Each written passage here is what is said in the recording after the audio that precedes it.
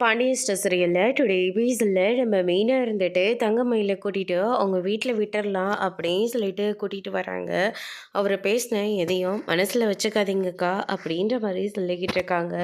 நான் பெத்த பொண்ணு மாதிரியே அத்தை என்னை பார்த்துக்கிட்டாங்க.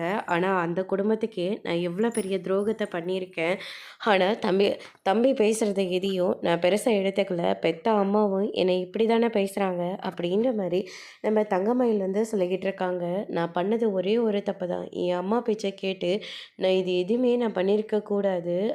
என்னை நம்பின குடும்பத்துக்கு நான் நேர்மையாக இருந்திருக்கணும். ஆனால் நான் எப்போவுமே தப்பு பண்ணிவிட்டு பயந்து பயந்து இருந்ததுனால தான் இப்போ இவ்வளோ பிரச்சனையும் நான் ஃபேஸ் பண்ணிக்கிட்டு இருக்கேன். எனக்கு இது எதுவுமே பெருசாக தெரியல மீனா அப்படின்ற மாதிரி நம்ம தங்கமயிலேருந்து சொல்லிக்கிட்டு இருக்காங்க. மறுபடியும் என் வீட்டுக்கு போகிறத நினச்சி தான் எனக்கு ரொம்ப பயமாக இருக்குது அப்படின்ற மாதிரி சொல்லிக்கிட்டு இருக்காங்க. இங்கே பாருங்கக்கா, இப்போ போக நமக்கு எந்த இடமும் இல்லை. அங்கே போனாலையும் அவர் ஏதாவது ஒன்று உங்களை சொல்லிக்கிட்டே இருக்காங்க. ஏற்கனவே நீங்கள் மனசு ரொம்ப கஷ்டத்தில் இருக்கீங்க.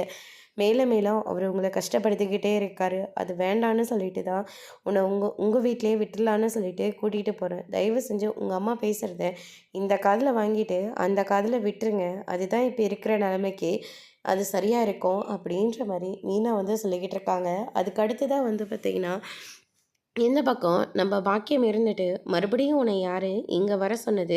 போய் எங்கேயோ உன்னை சேர்ந்துருப்பேன்னு நினச்சேன். ஆனால் கடைசியில் மறுபடியும் இதே வீட்டு வாசலில் வந்து நிற்கிறேன். நைட்டு இவ வீட்டில் தான் தங்கிட்டு இருந்தியா அப்படின்ற மாதிரி சொல்லிக்கிட்டு இருக்காங்க.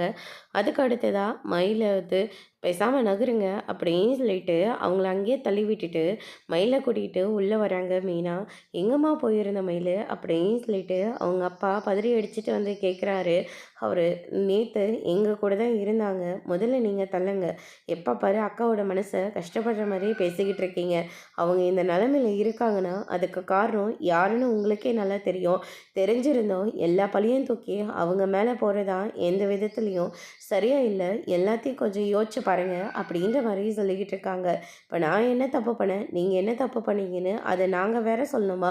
உங்களுக்கு தெரியவே தெரியாதா அப்படின்ற மாதிரி சொல்லிடுறாங்க. அதுக்கடுத்து தான் வந்து பார்த்திங்கன்னா மயிலை தனியாக கூட்டிகிட்டு போயிட்டு இவங்க பேசுகிற எதையும் நீங்கள் பெருசாக எடுத்துக்காதீங்கக்கா, கொஞ்சம் அமைதியாக இருங்க அப்படின்ற மாதிரி சொல்லிக்கிட்டு இருக்காங்க. எனக்கு இங்கே இருக்கவே ரொம்பவே கஷ்டமாக இருக்குது. ஒவ்வொரு சாப்பாடு சாப்பிட்ற போதும் இவ்வளோலாம் சாப்பிட்றியே, உனக்கெல்லாம் கொஞ்சம் கூட கூச்சம் இல்லையான்னு கேட்குறாங்க.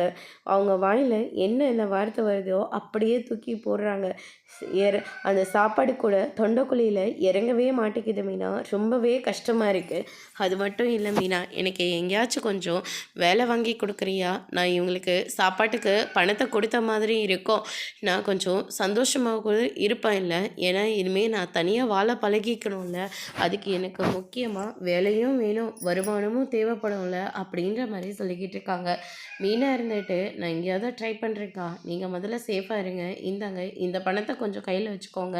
பணம் கையில் இருந்தாவே கொஞ்சம் தைரியம் கிடைக்கும் அப்படின்ற மாதிரி சொல்லிட்டு பணத்தை வந்து கையில் கொடுக்குறாங்க. அதுக்கடுத்து தான் பாக்கியத்துக்கிட்ட போயிட்டு இந்த பணத்தை கொஞ்சம் வச்சுக்கோங்க. தயவு செஞ்சு அவங்க மனசை கஷ்டப்படுற மாதிரி பேசாதீங்க. அவங்கவுங்க பொண்ணு தானே. நேற்று என்ன மனநிலைமையில் எங்கே இருந்தாங்கன்னு தெரியுமா? எந்த மாதிரி ஒரு இடத்துல அவங்கள நான் பார்த்தேன்னு தெரியுமா? அப்படின்னு சொல்லிட்டு நடந்து எல்லா விஷயத்தையும் வந்து சொல்லிக்கிட்டு இருக்காங்க. அவள் செத்து போயிருந்தா கூட அதை வச்சு உங்கள் குடும்பத்தை ஒரு வழி பண்ணியிருப்பேன். ஆனால் உசுரோட கொண்டு வந்து விட்டுட்டு இப்போ அவளுக்கும் சேர்த்து நான் உழைக்க வேண்டியதாக இருக்குது அப்படின்ற மாதிரி சொல்லிக்கிட்டு இருக்காங்க.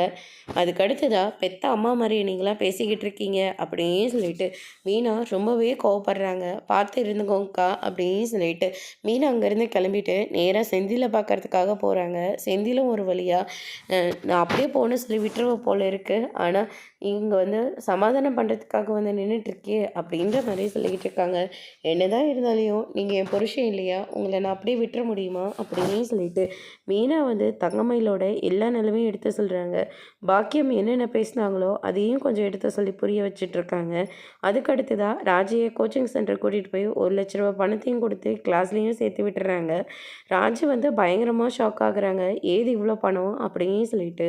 எப்படியோ வந்தது, முதல்ல நீ நல்லா படிக்கணும், சீக்கிரமாக போலீஸ் ஆயிடணும் அப்படின்னு சொல்லிட்டு கதிர் அங்கேருந்து கிளம்புறாரு. நான் கீழே வெயிட் பண்ணுறேன், கிளாஸை முடிச்சுட்டு வா அப்படின்ற மாதிரி சொல்லிட்டு அதுக்கு அடுத்து தான் இந்த பக்கம் நம்ம முத்துவேலு இருந்துட்டு சக்திவேலு கிட்ட கூப்பிட்டு அங்கே தேட்டர் வச்சுருக்காருல்ல, ஆமாண்ணே அது ரொம்ப பெரிய இடமாச்சு, அவர் பொண்ணை தான் குமாருக்கு பேசி முடிச்சிருக்கேன். நாளைக்கு பொண்ணு வீட்டுக்காரங்க மாப்பிள்ளை வீட்டை பார்க்குறதுக்காக வராங்க.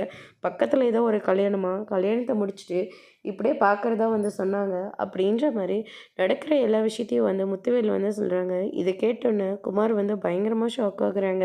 ஆனா சக்திவேல் எல்லாருக்குமே ரொம்பவே சந்தோஷமா இருக்கு. மீனா ஒரு வழியா செந்தில வந்து சமாதானம் பண்ணிட்டு, ராஜியும் கதிரும் சென்னைக்கு போயிட்டு வந்ததுலேருந்து அவங்கள நம்ம பார்க்கவே இல்ல. போய் நம்ம அவங்கள பார்த்துட்டு வந்துரலாம் அப்படின்னு சொல்லிட்டு, மீனா வந்து செந்தில அங்கேருந்து கூட்டிட்டு போறாங்க. அதோட இன்னைக்கான எபிசோட் முடிச்சிருக்காங்க.